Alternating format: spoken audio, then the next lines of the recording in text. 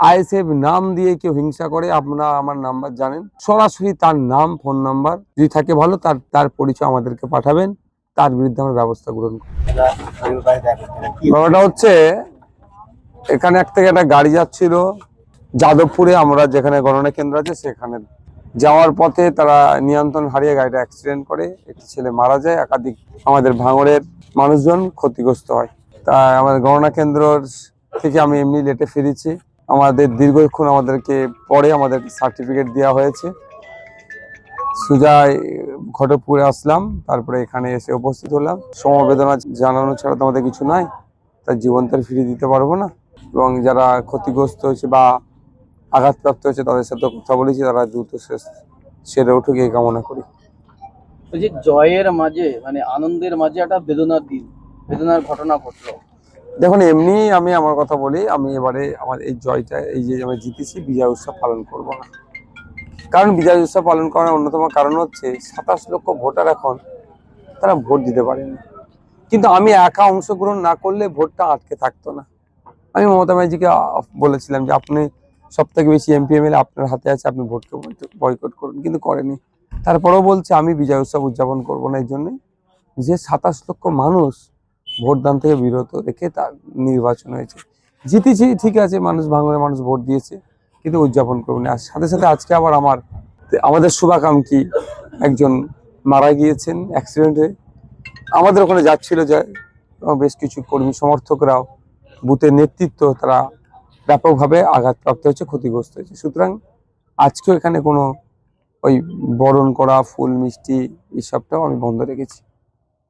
ক্যানিং পূর্বের আপনাদের যিনি ক্যান্ডিডেট ছিলেন তিনি অভিযোগ করেছেন যে ইভিএম এ কারচুপি। হ্যাঁ, ওইটা নিয়ে আমাদের অ্যাডভোকেটের সাথে অলরেডি কথা হয়েছে।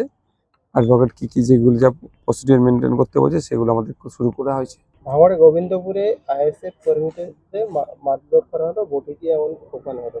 একজনের মহিলার উপরেও আক্রমণ চালিয়েছে, সেটা নিয়ে প্রশাসনকে আমরা জানিয়েছি। দেখুন, আমি একটা মিডিয়ার মাধ্যমে সাধারণ মানুষের উদ্দেশ্যে বলবো, আমাদের কর্মী সমর্থককে অলরেডি আমি বলে দিয়েছি, আমাদের অঞ্চল নেতৃত্বদেরকে, কোনো হিংসা আমরা করবো না, হিংসা করতেও দেবো না। সাধারণ মানুষের কাছে আহ্বান করব, যদি কেউ আইএসএফ এর সেজে আইএসএফ নাম দিয়ে কেউ হিংসা করে, আপনারা আমার নাম্বার জানেন, সরাসরি তার নাম, ফোন নাম্বার যদি থাকে ভালো, তার পরিচয় আমাদেরকে পাঠাবেন, তার বিরুদ্ধে আমরা ব্যবস্থা গ্রহণ করব। আমরা এই মারামারি, হানাহানি, লোকের বাড়ি ভাঙা, লোকের বাড়িতে যে বোম মারা, এই সব সংস্কৃতিকে আমরা প্রশ্রয় ভাঙড়ে দেবো না। যদি কেউ এই ধরনের অপকর্মের সাথে যুক্ত থাকে আমাদেরকে জানাবেন, আমরা তার বিরুদ্ধে ব্যবস্থা গ্রহণ করব। ভাঙড়ের জমি কমিটির যিনি প্রার্থী ছিলেন তিনি অভিযোগ করেছেন যে আইএসএফ এর লোকজন তাদের উপরে হামলা চালিয়েছে। কখন হয়েছে ঘটনাটা? একটু আগে। আমি জানি না ভাই, আমি খোঁজ নিচ্ছি, যদি কেউ করে থাকে থানার ব্যবস্থা নেবে। একদম কোনো কনসিডার নেই তার কাছে, তার জন্য। কারণ আমরা এই ভাঙড়ের মানুষ আমাকে ভোট দিয়ে জিতিয়েছে, 20,000-এর বেশি বারে লিডে, এই 20,000-এর বেশি বারে ভোট আমি বেশি পেয়েছি। কারণ কি? হিংসা মারামারি করবে না বলে। তাহলে হিংসা যদি হয়, তাহলে আমাকে ভোট দিয়ে জিতানোর মানে কি? এসব বন্ধ করতে হবে, এগুলো করতে আমি দেবো না।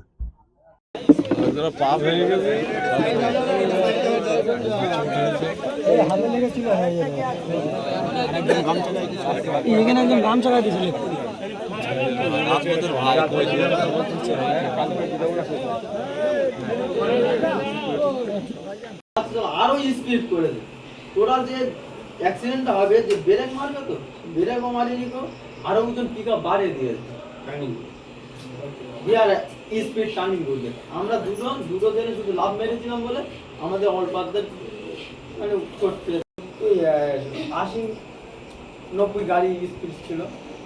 মানে ড্রাইভারটা, যে আমাদের মনে হচ্ছে যে ড্রাইভারটা আমাদের সাথে কিছু একটা করলো না, আমাদের এরকম মনে হচ্ছে শুধু।